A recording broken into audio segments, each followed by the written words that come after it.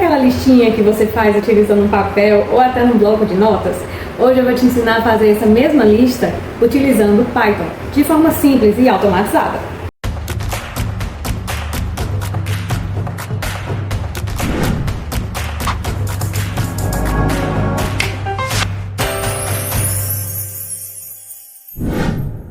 Oi, eu sou a professora Amanda Xavier e aqui no canal você aprende programação com exemplos do seu dia a dia.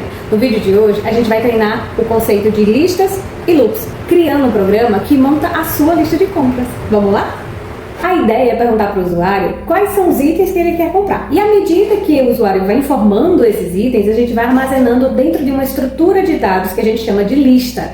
Quando o usuário digitar a palavra sair, o programa deve encerrar e mostrar a lista de compras completa, já feita, tá? Aquela lista mesmo que você ia digitar, ele vai imprimir para você. Então a gente vai começar exatamente com a estrutura que vai armazenar essas informações, que é a lista. Então a gente coloca lista, esse nome lista você escolhe, né, qual nome você quer atribuir para sua lista. Lista de compras, lista de afazeres, tá? Rotina do dia. Essa é uma variável que vai armazenar a estrutura de dados que guarda as informações. E essa estrutura de dados, né, que tem esse formato de lista, é representada em Python por colchete. Então, basta que a gente abra o colchete, que ele já vai entender que isso aqui se trata de uma lista, certo? Independente do nome que você atribuiu para a sua lista, ok? Depois, a gente vai imprimir na tela, né, a informação para a gente direcionar o usuário para as informações que eu quero que ele me dê, né, para eu guardar no meu programa e colocar lá na minha lista, certo? Então, o primeiro print é digite os itens da sua lista de compras, né? Digite os itens da sua lista de compras, tá? Em seguida, a gente vai fazer um segundo print, que esse print é para direcionar para o meu usuário para que quando ele termine, ele digite a palavra sair. Sacou já, né, a lógica aqui por trás? Então, eu vou colocar aqui, quando terminar, digite sair. Pronto.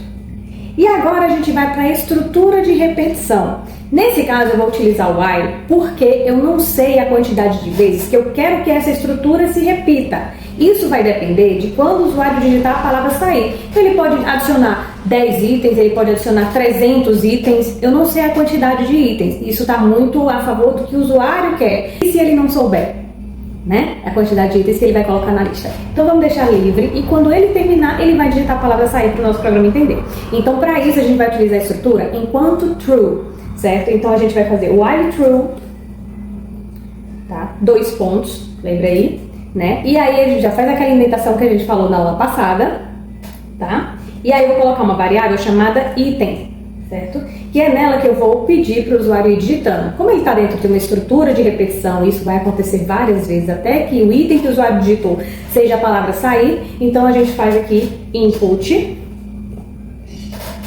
item. Que aí o usuário vai digitando esse item. Depois a gente faz uma verificação. Eu vou verificar se a palavra que o usuário digitou já é a palavra sair. Porque se for, eu vou encerrar o programa e a gente vai fazer uma quebra, que a gente chama de break. Então olha aqui. Se o item que o usuário digitou for igual, lembra que igual é igual de comparação, e aí a gente digita a palavra sair. Então se for sair, break.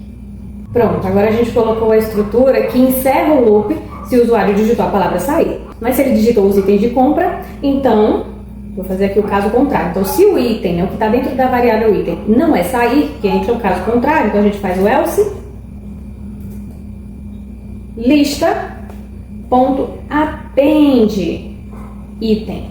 Esse append é uma função da estrutura de dados lista que serve para guardar informação dentro dela. Append vem do inglês anexo, tá? Então a gente está anexando o item na nossa lista de compras, ok? E aí o loop vai fazer isso várias e várias vezes, tá? E em seguida, quando encerrar o loop, lembra que eu falei na aula passada também, quando a gente encerra, quando eu quero que o nosso print ou o próximo comando ele não fique dentro do loop, a gente tira a indentação. Então eu vou tirar aqui a indentação, tá?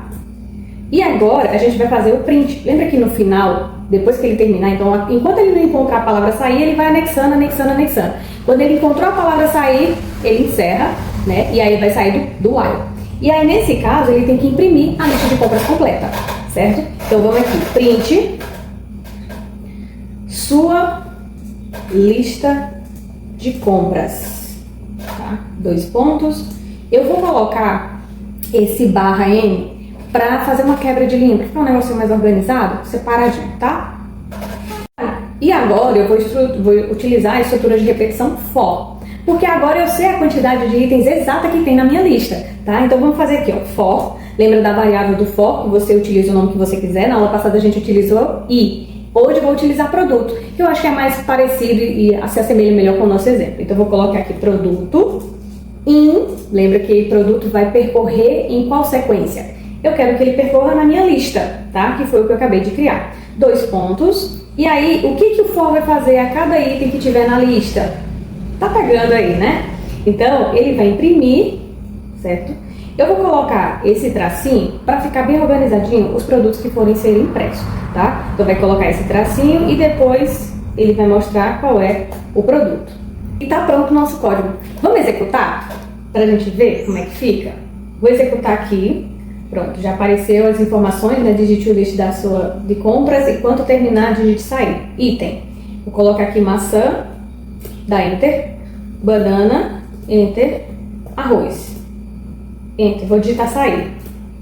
Viu que ele mostrou a nossa lista de compras e esse tracinho que a gente tinha colocado no print. O tracinho junto com o item. Então aqui a gente começou criando uma lista vazia, né? Depois a gente usou o while true para repetir esse processo de perguntar qual é o item. Se a pessoa digita a palavra sair, então o nosso loop é encerrado. Se não, a gente adiciona o item na lista utilizando a função append.